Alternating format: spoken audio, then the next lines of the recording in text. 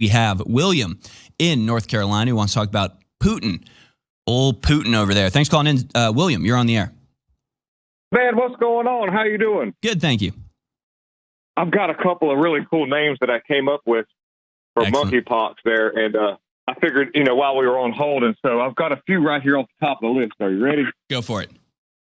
All right. The first one, Uranus pox. Sticking with the space theme, I see. The space theme was inspiring. The prior caller, I was like, wow, that's a good one. Next one, transpox. Transpox. Interesting. A good one. Another good one, too. Rainbow pox. That one's not bad. Although it kind of sounds like a breakfast cereal, but I do like that one. Acceptable. That would make it very inclusive, right? What about pride pox? Can we call it pride pox? That could be a prize that you would win in your rainbow pox cereal. Right, like Cracker Jacks. All right, that's good. All right, these are good. Yeah. Okay. So check this out. I called in because we were talking about Putin, right? Right. And or the supposed farce behind the high prices of gas.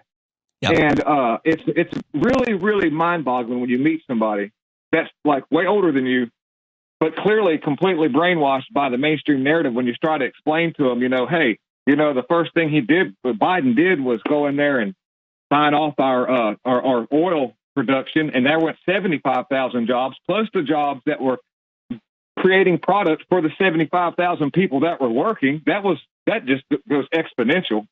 And they were like, well, it was only a small bit.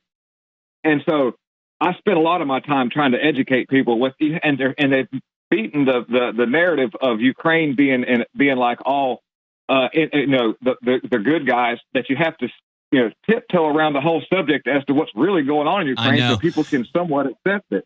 I know exactly what you're talking about, and I bet a lot of our viewers or listeners do as well.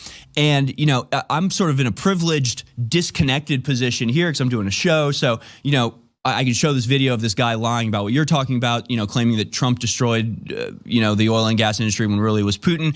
And, I don't know this guy. I don't know who this guy is. I'm doing a show here. I'm putting on a performance. So I get to just sort of call the guy a sad idiot. And because I'm trying to just express something here. But I don't do that to people in my personal life, right? And so I know exactly what you mean. Literally happened to me earlier this week where, I was talking to somebody and they're just like, well, that Putin guy, we just got to go get him. He's just evil. We just got to get him out of there. And you're just kind of oh, really?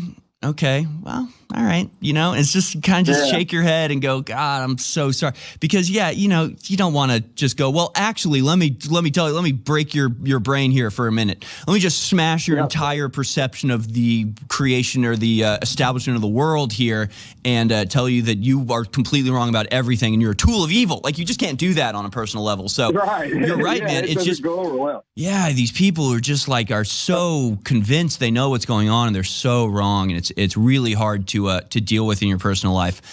So I mean, if you can't really have an extended, decent conversation with these people, it's almost not even worth bringing it up because it'll just make them mad. And this kind of just a confused fury they get into when they learn that they might not be right about something. And folks, it's really not that hard. Just have a little confidence. Just have a little confidence and reasonableness.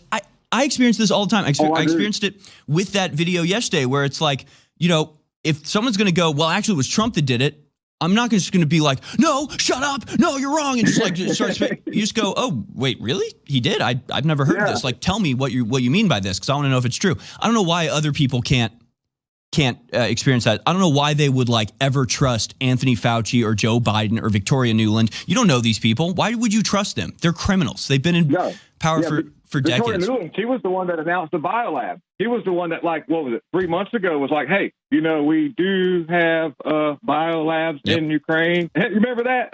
You're exactly right. Yeah. She was the one that helped to overthrow the Ukrainian government in the first place. Yeah, in 2014. 100%. Yeah, in 2014. Gosh. Back when that was Obama got that in motion in 2008, and then she was sent in, and but yeah, see, rabbit holes. I got one more. I'll make it quick. I have a YouTube channel under my name, William Archibald, and I'm building a heck of a subscribers, and I'm always giving you guys lots of love, trying to pass the word on with you because I've been watching Alex Jones for a long time.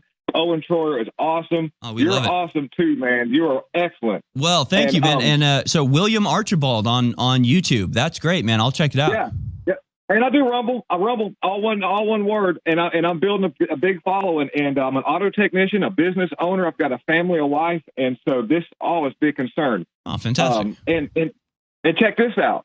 We were talking earlier about conspiracy theories, or better yet, just rabbit holes or things that you kind of like have a 0 to a 10 on. Do you know anything about Project Philadelphia with Tesla and his involvement with the battleship that they incorporated all that high voltage gear on there to see if they could cloak it? You know about that, right? I have, yeah, I've definitely heard about that, but you may need to remind me a little bit. I mean, the things that Tesla was into, man, I mean, he was on to something else. But tell us about this. Well, and about 3/4 away through the project, he had something that occurred to him, or something happened, and he was like, "We don't need to do this." And they carried on with it. He stepped away from the project. Matter of fact, Albert Einstein was involved with it as well, one of the great minds. And through all the watering down documentation, people haven't actually been able to get the whole real truth. Now, what I'm going to go on is information that I've pulled in every source that I could find, but it involved some pretty high voltage, some other things that tapped into the stuff that Tesla was into, which was free energy. Yeah. And they already had a system designed to actually repel magnetic underwater not torpedoes, mines. but these little mines. Yeah. And Well, tell you what, William, in the water. You have intrigued me. We could go down this rabbit hole for a long time, but we're coming up against a break here, and I want to get to some more calls in the next segment. But I've got your information now, William Archibald on YouTube. I'll be reaching out to you, and I'd love to have you on as a guest to really dig down into the Tesla conspiracy, because that technology he had back then, we still don't have it to this day. It could be very useful to us to break free of these people, and that's what he was trying to do. Thank you so much for the call, William.